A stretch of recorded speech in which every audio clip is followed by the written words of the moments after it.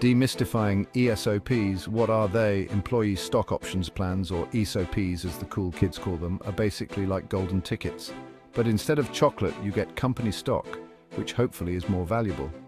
Imagine you work at Willy Wonka's chocolate factory, but instead of everlasting gobstoppers, you get the chance to own a piece of the factory itself. That, in a nutshell, is an ESOP. It's a way for companies to say, hey, we think you're awesome, so we want you to share in our success.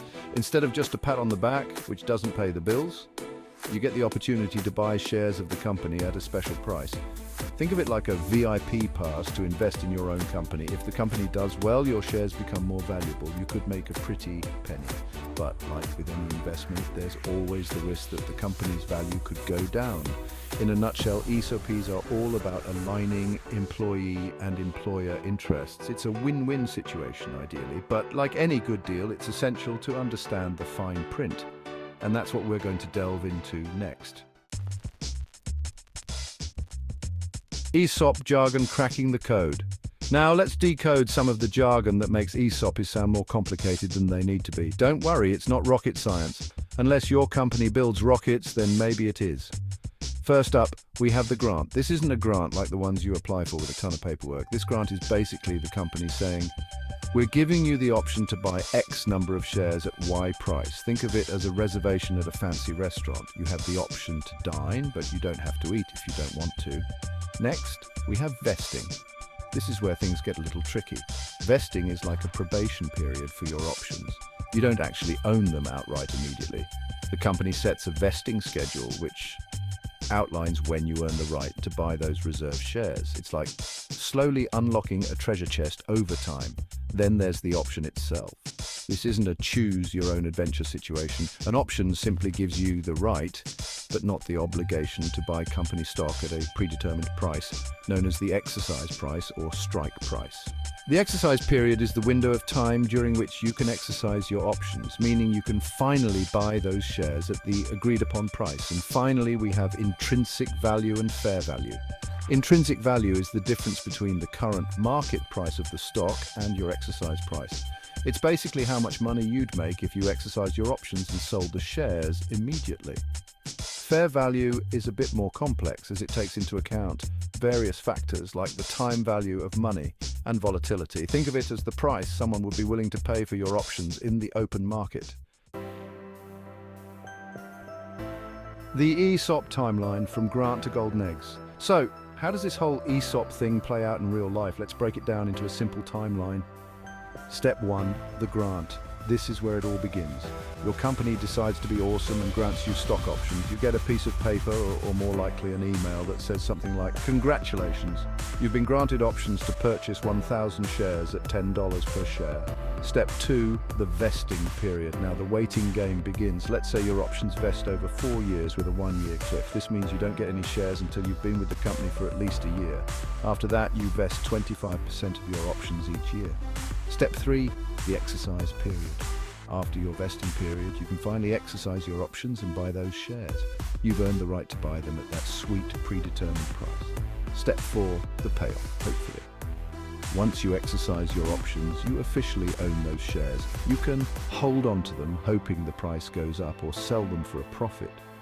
Of course, if the stock price has gone down, you might not want to exercise your options just yet. Section 4, ESOP in action, a slice of life example. Let's say you're a software engineer at a tech startup called Unicorn Dreams. They're about to launch a revolutionary app that lets you talk to your pets. Finally, they offer you a job with a salary and a stock option grant. You're stoked. You get granted options to buy 1,000 shares at $10 per share, which is the current market price. The vesting schedule is 4 years with a 1-year cliff. Fast forward a year and Unicorn Dreams launches their app to rave reviews. Everyone wants to chat with their chinchillas. The stock price skyrockets to $50 per share. You're officially 25% vested, meaning you can buy 250 shares at your original grant price of $10 per share.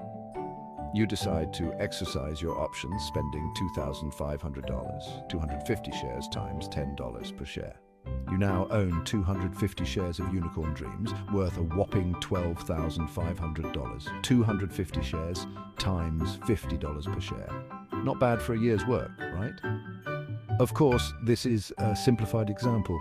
In reality, there are tax implications and other factors to consider, but you get the gist. ESOPs can be a lucrative way to share in your company's success. Section 5. The value proposition. What's it worth? Now, let's talk about the value of these stock options. It's not as simple as looking at the current stock price and doing some quick math. There are two main ways to value stock options: intrinsic value and fair value. Intrinsic value is the no-brainer value. It's the difference between the current market price and your exercise price. In our Unicorn Dreams example, the intrinsic value of your options after a year would be $40 per share, $50 market price minus $10 exercise price. Fair value is a bit more nuanced. It considers things like the time value of money. $1 today is worth more than $1 tomorrow. Volatility, which is how much the stock price fluctuates, and the risk that you might not be able to exercise your options, for example, if you leave the company before they vest. Companies use complex mathematical models to calculate the fair value of their stock options. This information is important for financial reporting purposes and for understanding the true cost of offering stock options to employees. Section 6, the ESOP scorecard, wins and challenges. So are ESOPs all sunshine and rainbows? Like most things in life, there are pros and cons. For employees, pros: potential for wealth creation.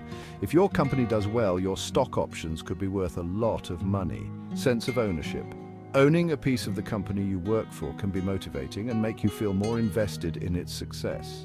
Tax advantages. Depending on how your options are structured, you might be able to defer taxes on your gains until you sell your shares. Cons: risk of loss. If the company's stock price goes down, your options could become worthless. Complexity: understanding the ins and outs of ESOPs can be challenging. Liquidity. You can't just sell your options whenever you want. You typically have to wait until they vest and then find a buyer. For employers, pros: attracting and retaining talent. ESOPs can be a powerful tool for attracting and retaining top employees. Alignment of interests. When employees are also owners, they're more likely to be aligned with the company's long-term goals. Tax benefits. Companies can typically deduct the cost of stock options as a business expense. Cons: dilution. When companies issue new shares, it can dilute the ownership stake of existing shareholders. Administrative costs. Managing an ESOP can be complex and time-consuming. Potential for abuse.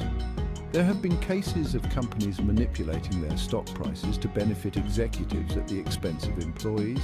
Overall, ESOPs can be a valuable tool for both employees and employers. However, it's essential to weigh the pros and cons carefully and seek professional advice before making any decisions.